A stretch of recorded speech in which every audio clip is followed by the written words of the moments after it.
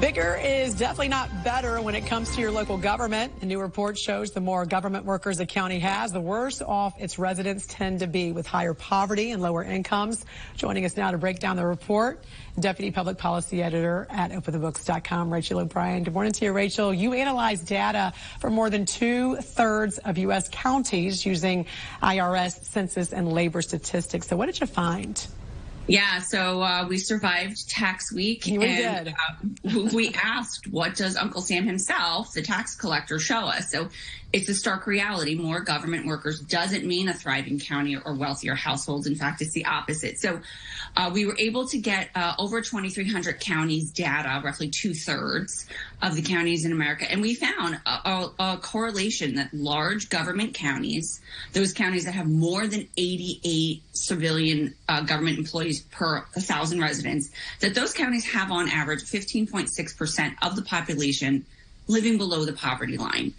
Now, that's 40% higher than the national rate of 11%. So that's compared to the small government counties, those counties that have fewer than 44 government employees per 1,000 residents.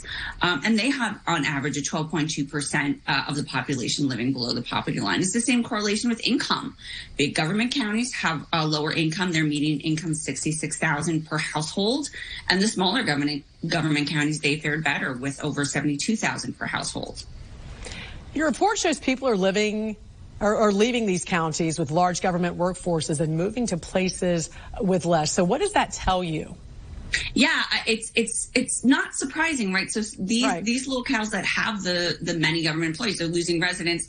I mean, you can imagine, right? We're talking about places with high taxes. So the smaller government workforce places, they're gaining these people. So the large government counties, they lost on average 530 people per year on average, right? The smaller government counties, they gained 1,100 people on average. So it means that the more social programs and the local government has, and trying to be everything for everyone, it doesn't necessarily make for a thriving local area. Yeah, we got Los Angeles, New York, and Washington, D.C. examples of these cities with these big governments and this mass exodus, some losing tens of thousands of residents each year. So what do these examples show? Yeah, so, right, L.A. County, they were the biggest loser. So they lost almost 82,000 taxpayers in 1 year.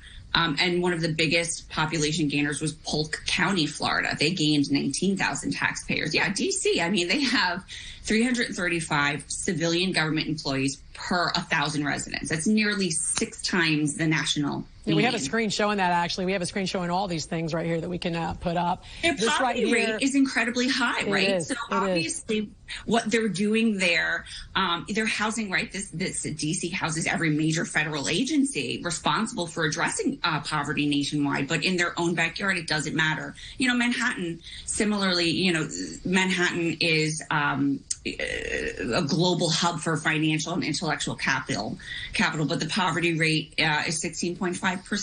There's 136 workers per 1,000 residents. So it doesn't always translate to, really helping the people who live there. Manhattan lost almost 10,000 people last year. Oh, goodness. And so, again, you have these high taxes. Clearly, you're employing many more people to supposedly help local residents, and it's not helping, right? So people are leaving. They're going to lower tax areas. They're going to places that have smaller governments. Deputy Public Policy Editor at OpenTheBooks.com. This is a very good lesson to learn here. Rachel O'Brien, we appreciate you joining us this morning. Have a great weekend.